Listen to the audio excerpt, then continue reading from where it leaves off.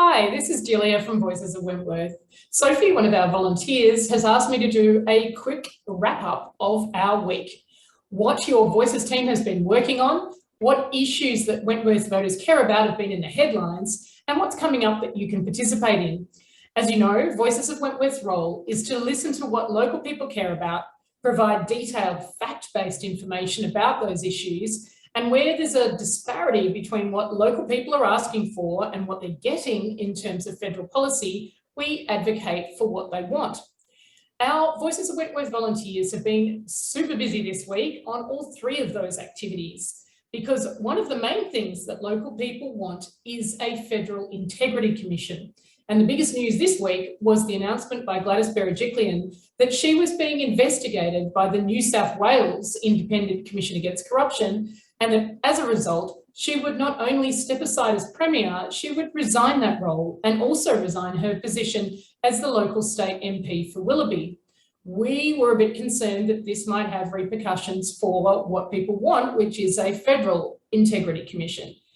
That announcement was met with a variety of responses, but most concerningly, many of the comments made by politicians, journalists and social media pundits revealed that most people did not understand what the New South Wales ICAC does and how it remains independent.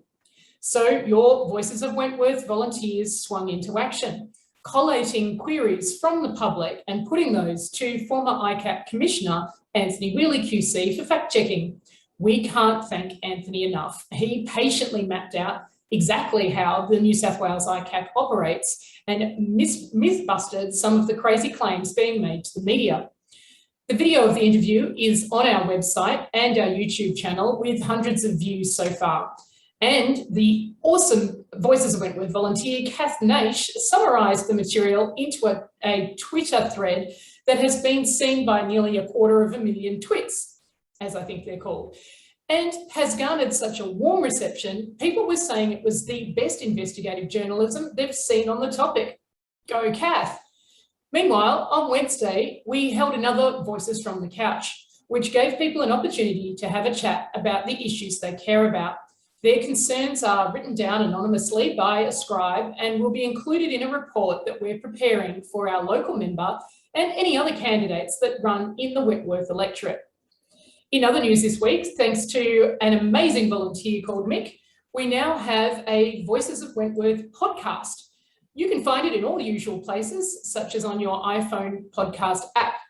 Mick has been diligently turning our town halls into audio streams. So if you're the kind of person who finds it hard to spend an hour watching a video, you can now catch up with all our panel subject matter experts through your ears while you go for a run, hang the washing or walk the dog.